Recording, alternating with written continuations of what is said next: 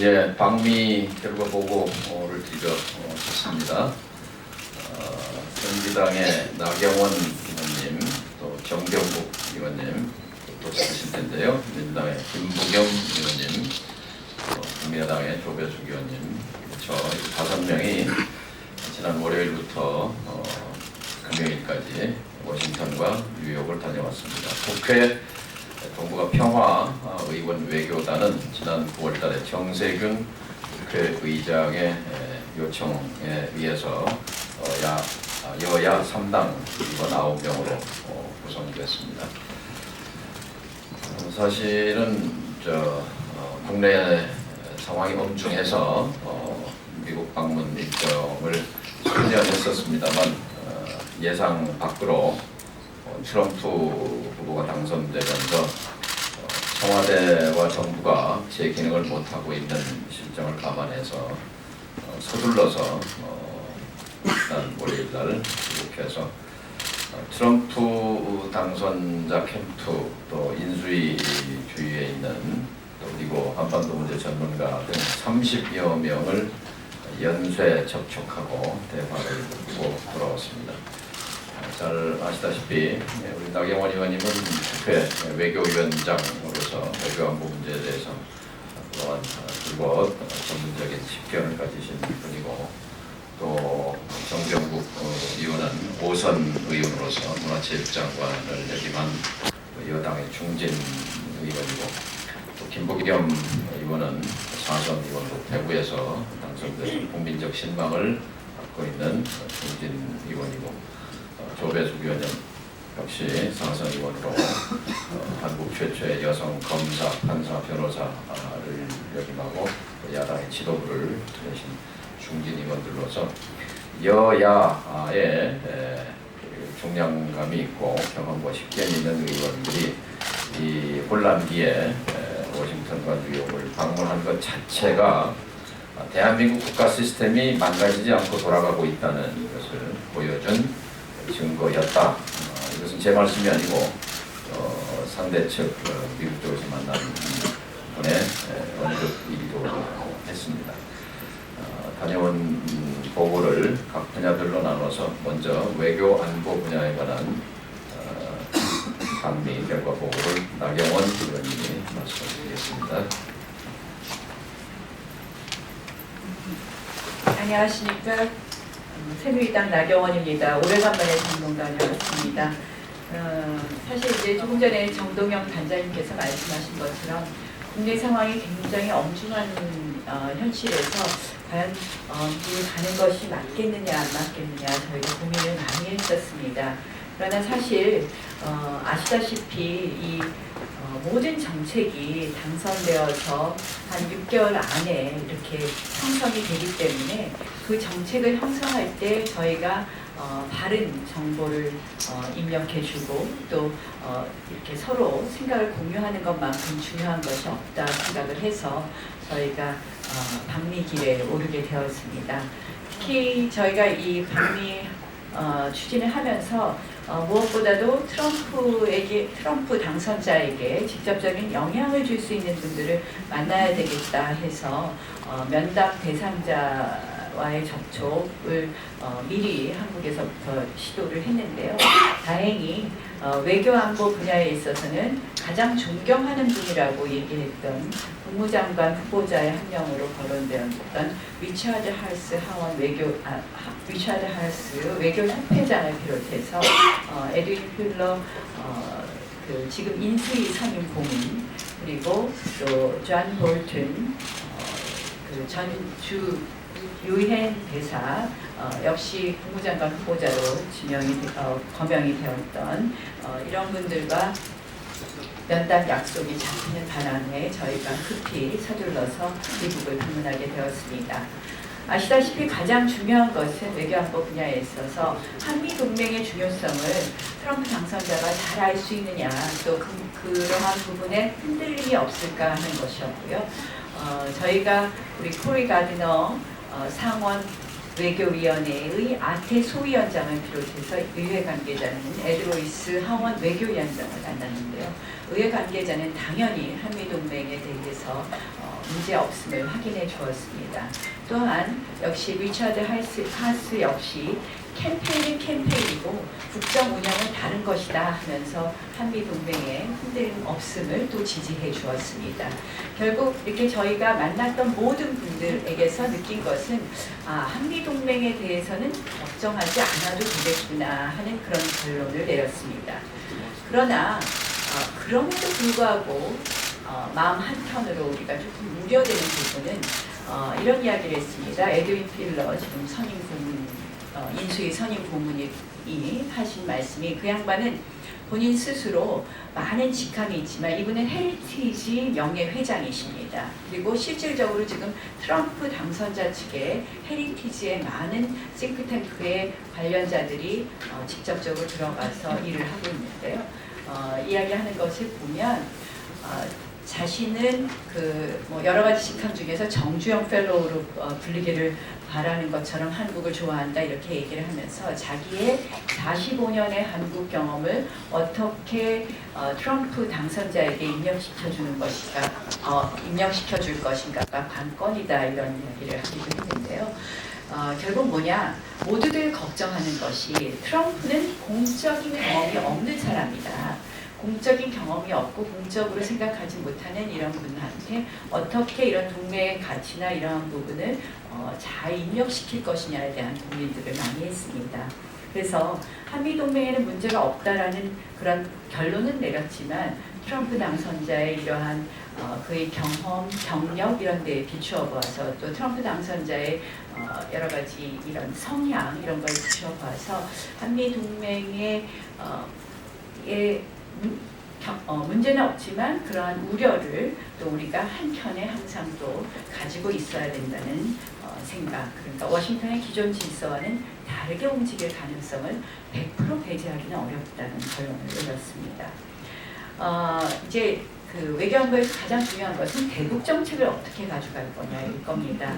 결국 대북 정책에 있어서 지금 현재 트럼프 당선자 측은 그동안의 오바마 정부의 전략적 인내 정책은 실질적으로 북한 핵 능력을 증강시켰다. 결국 전략적 인내 정책이 성공하지 못하였다라고 결론을 내리고 있는 것으로 보입니다. 그렇다면 워싱턴에서 느끼는 지금 북핵에 대해서 북핵의 위협, 북핵의 도전은 워싱턴의 북핵 인내의 임계치를 넘었다고 보여집니다. 결국 워싱턴은 북핵 문제를 이제는 단순히 대한민국 내의 한반도의 문제라기보다 본인들의 문제라고 인식하기 시작했다는 생각을 했고요. 결국 북핵 문제를 해결하기 위해서 보다 강력한 제재부터 대화까지 폭넓게 움직일 수 있다고 생각을 합니다. 결국 보다 강력한 제재는 세컨더리 보이콧을 비롯해서 국내 형사법적 각국의 북한의 위법 행위, 마약 거래라든지 위조 집회라든지 이러한 부분에 있어서의 위법 거래에 대해서 국내법적 형사 제재를 좀 더 강화하는 것을 강조하는 부분도 고민하고 있는 것으로 보였습니다. 결국 북핵 문제에 있어서 북한 김정은과 이 햄버거를 먹으면서 이야기할 수 있다부터 김정은을 제거할 수 있다라는 그러한 여러 가지 시나리오까지 다양하게 이야기하는 이런 워싱턴을 보면서 저는 사실 이때에 우리가 굉장히 더 밀접하게 이야기하지 않으면 우리가 소외되고 말 수도 있지 않나 이런 걱정도 했습니다. 결국 좀 더 이 북한 문제, 북핵 문제에 있어서 적극적으로 나올 것 같은 워싱턴이 이제 주제를 멀지, 통일로 전환하는 것도 생각해 봐야 된다는 것은 매우 의미심장하다고 생각을 합니다. 제가 끝으로 드리고 싶은 말씀은 외교안보에 있어서 결국 한미동맹에 흔들림은 없지만 언제든지 우리가 변할 수 있는 부분에 대해서 긴장의 끈을 놓지 말자라는 것과 그리고 북핵 부분에 있어서 굉장히 레인지가 넓은데 우리가 미국과 좀 더 적극적으로 접촉하는 것을 놓치지는 않아야 된다. 특히 그런 면에서 지금 우리의 트럼프 당선자와의 적극적인 외교가 너무나 필요하다는 말씀을 드리면서요. 안보나 동맹은 거래의 대상은 아니지만 앞으로 통상의 압박과 함께 우리가 종합적으로 트럼프 당선자는 거래의 기술의 베스트셀러 작가입니다. 우리가 거래할 거리를 항상 생각해야 되겠다는 것이 저의 결론입니다. 고맙습니다. 예, 김우영입니다. 그 전체 맥락은 저희 의장님, 정원현 의원님께서 쭉 보고를 하셨고요. 국회 문제에 대해서 좀 집중적으로 말씀드리겠습니다. 전체적으로 트럼프 당선자 측의 대북 정책에 대해서는 모두 다 이렇게 사실상 좀 예측, 워낙 트럼프 당선자가 그동안 아직 워싱턴의 주류 정치권하고 직접적으로 이렇게 적어서 조임새로 하는 분위기였다는 걸 전제라고 말씀드리겠습니다. 역시 모든 저희들이 만난 대부분의 사람들은 오바마 정부의 전략적인 내 정책, 국회에 관한 정책에 실패하였다. 따라서 이제 기존의 대북 정책은 전환할 수밖에 없겠다. 그러나 특히 방금 나경원 의원이 말씀하신 대로 이제 미국의 대외 정책에서 북핵 문제는 정책의 우선 과제로 오를 것이다라는 것은 분명히 다들 지적을 했습니다. 역시 그 이제 방법은 아까 말씀하신 대로 단순한 어떤 제재뿐 아니라 다양한 형태의 외교수단, 대화 등등을 모두 다 폭넓게 활용할 필요가 있다는 데는 의견을 같이 했습니다만 저희들이 이른바 만난 한국에서 알려진 이른바 강경파라고 하는 분들도 특히 존 볼튼 같은 이런 분들도 먼저 우리가 무력 사용을 먼저 할 확률은 거의 없다. 특히 그 대화에 대해서는 어떠냐 그랬더니 not optimistic이라고 그렇게 표현을 해 주었습니다. 그 외에 저희들이 처음 만난 리차드 하스가 이사장으로 있는 미국 외교협회에서는 기본적으로 지난 9월이죠. 9월달에 이분들이 보고서를 냈습니다. 그때는 당선자가 나오기 전에 양진영에다가 똑같이 보고서를 냈는데 거기에서 결국 북핵 문제 해결은 9.19 합의를 원점으로 해야 한다. 2005년 9월 19일 육자회담의 합의 수준에서 다시 시작하는 것이 좋겠다라는 그런 입장을 받았습니다. 이 문제에 대해서 저희 대표단은 결국 북핵 문제라든가 한반도 문제를 풀어가는 데는 바로 서울에서 그 문제 해결의 키를 줘야 한다. 바로 우리가 어떤 주체적 입장을 가지고 이 문제를 풀 수 있을까라는 그런 자세를 가져야 적어도 이 새 정부 출범 전에 우리가 다양한 우리의 입장 또 대한민국의 사정을 잘 전달할 수 있을 것이다. 그 외에 놀랍게도 많은 이 전문가들이 북핵 문제 해결에 있어서 중국의 역할이 중요하니 중국의 역할을 잘 활용을 해보라 이렇게 해서 저희들이 그렇다면 사드 배치 문제 같은 이런 중요한 전략적인 결정을 왜 중국과 미국이 직접 대화해보지 않냐. 특히 적어도 이 문제를 사드 배치라는 정도를 가지고는 분명히 중국으로 하여금 북핵 문제 해결에 좀 더 적극성을 띨 수 있게 하지 않았냐 그런 질문이 있었습니다만 여기에 관한 확실하고 명쾌한 적답은 듣지 못했습니다. 이상입니다.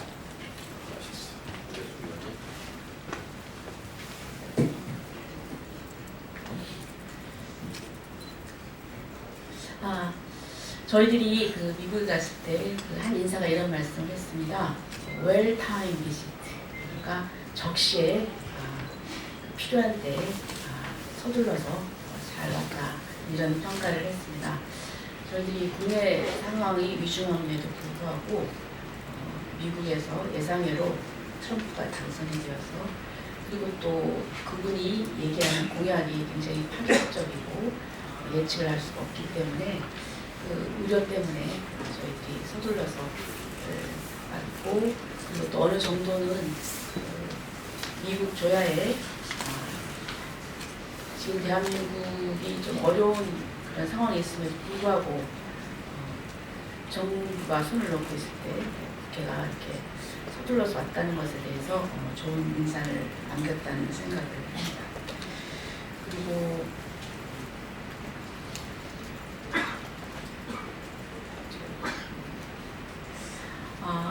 그리고 이제 트럼프의 그 정책에 있어서는 지금 이분이 공화당 내에서도 지지를 얻고서 후보가 된 것이 아니어서 사실 인재풀이 공화당에서 많이 없는 자기 자신의 캠프에서 인재풀이 없는 상황입니다.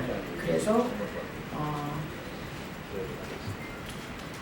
어차피 공화당의 인재들을 수혈해야 되지 않을까. 그리고 지금 그 임명해야 되는 자리가 한 거의 4,500개, 청문회를 거쳐야 되는 사람들이 1,200개 자리라고 합니다.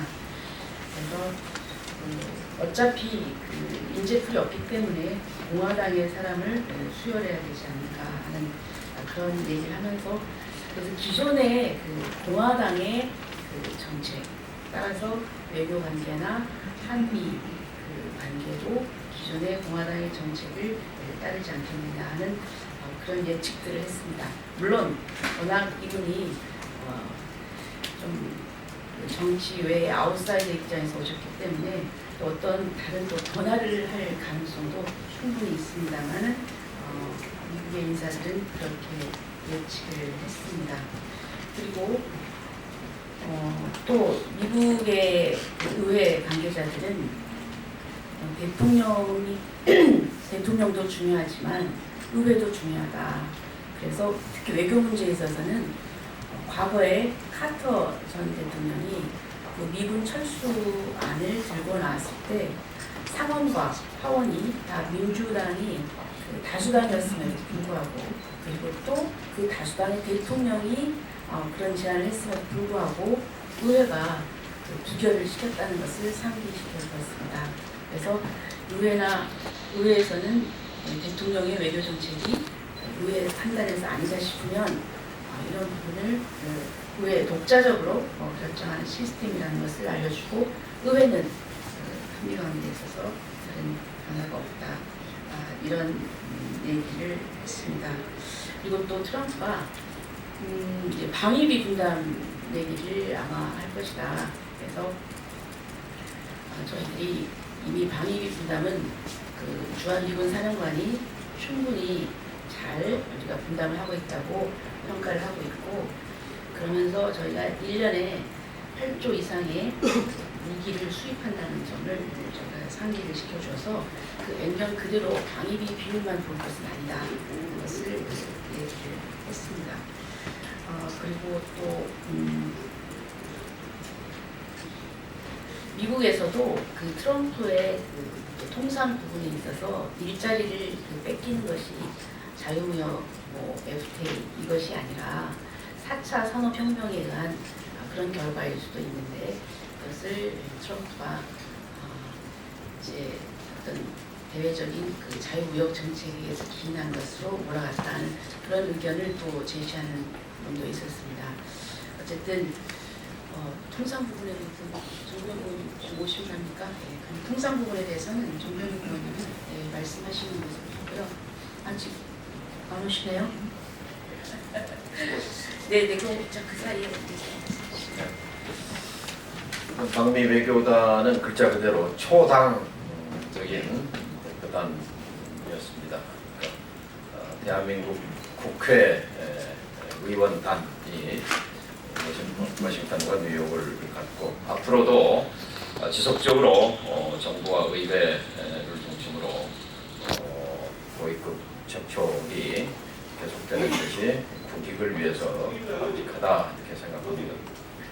국회 차원에서 내년 봄에 미국 이번에 코리 가즈너 상원의원 또 로이스 하원의원에게 공식으로 초청을 전달했습니다. 정세균 의장 명의로 된 초청장을 곧 발송할 텐데요. 미국, 중국, 일본, 러시아 등 한반도 주변 국가들의 의회 관계자들을 모셔서 급변하는 국가 정세와 관련한 국회 주도의 국제 세미나, 국제 토론회도 준비하고 있다는 말씀을 드립니다. 경제통상 FTA 분야는 정병국 위원님께서 설명해 주시겠습니다. 네, 안 했죠.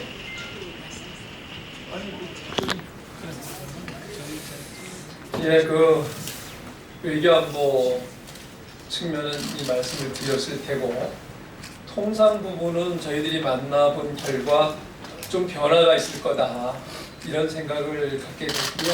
또 실질적으로 만난 사람들의 얘기는 취임 직후에 그 가시적인 조치들을 취할 거다. 예를 들었는데 그 중국을 환율 조작국으로 지정을 할 거다.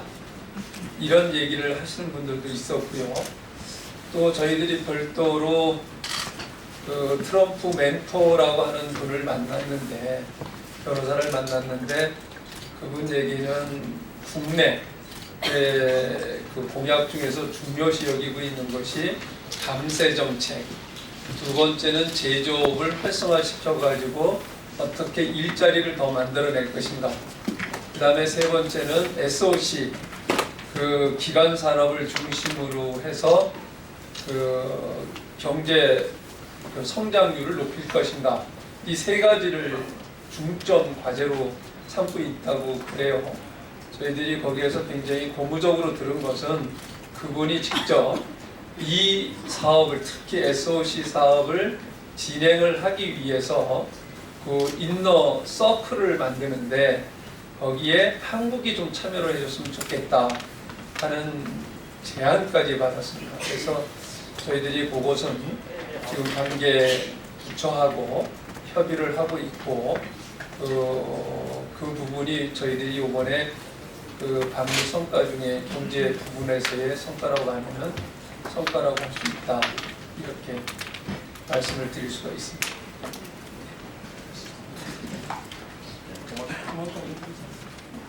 그냥 끝으로 말씀드리면 저희 이 방미 기간에 나온 언론 보도 중에서 정동영 의장께서 하신 말씀,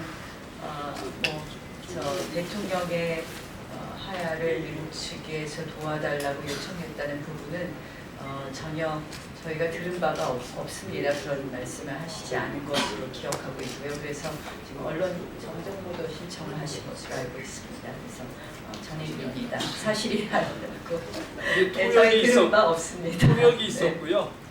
그 통역이 녹음까지 해놨기 때문에 그 문제는 전혀 사실무근입니다. 예, 감사합니다.